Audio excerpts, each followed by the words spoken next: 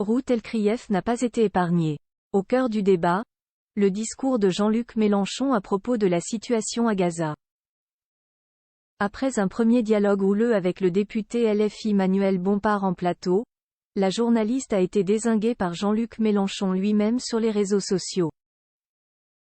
De quoi susciter de nombreuses réactions, notamment des employeurs de Rout El-Krief. La suite après la publicité. Le ton est monté dimanche 3 décembre sur le plateau de l'événement du dimanche, à l'antenne de LCI. Rout El-Krief et recevait le député LFI Manuel Bompard. Alors que le torchon n'a cessé de brûler entre les deux parties tout le long de l'émission, Jean-Luc Mélenchon a tenu à prendre la parole sur les réseaux sociaux, fustigeant la journaliste. De son côté, celle qui s'était moquée de Manuel Valls à l'antenne a pu compter sur le soutien de chaînes télévisées, entre autres. Manuel Bompard corrige les mensonges de Rout El-Krief en direct sur le plateau. Rout El-Krief a évoqué le discours jugé polémique de Jean-Luc Mélenchon à propos de l'actuelle situation à Gaza. Je peux dire à la suite de l'ONU qu'il y a des prémices de génocide. Vive Gaza, gloire éternelle à ceux qui résistent, a ainsi lancé le leader politique lors de la marche pour la paix s'étant tenue la veille à Paris. Quelques mots qui ont lancé un débat houleux entre Rout El-Krief et Manuel Bompard. L'homme politique a ainsi d'entrée de jeu donné le ton. Je corrige les mensonges que vous avez proférés dans votre question. De là, il a déballé son argumentaire et scène et suivi un dialogue agité. Jean-Luc Mélenchon attaque Rout El-Krief, soutenu par BFM TV et TF1 une fois les caméras coupées. La suite s'est déroulée de manière virtuelle.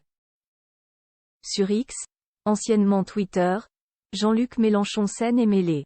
Rout El-Krief, manipulatrice. Si on n'injurie pas les musulmans, cette fanatique s'indigne. Quelle honte. Bravo @mbompard pour la réplique. El-Krief réduit toute la vie politique à son mépris des musulmans, a-t-il écrit. Ces quelques lignes ont suscité bon nombre de réactions. À commencer par celle d'internautes, prenant parti pour l'une ou l'autre. Mais ce n'est pas tout. BFM TV s'est également positionné. Soutien total et amical à notre chère consoeur @Rout El-Krief, peut-on lire sur le compte officiel de la chaîne. Autre réaction. Le groupe TF1 soutient fermement Rout El-Krief et déplore vivement les invectives odieuses et insinuations déplacées dont elle est l'objet. Rout El-Krief silencieuse face à l'affaire. Face à ses soutiens, Jean-Luc Mélenchon a une nouvelle fois pris la parole.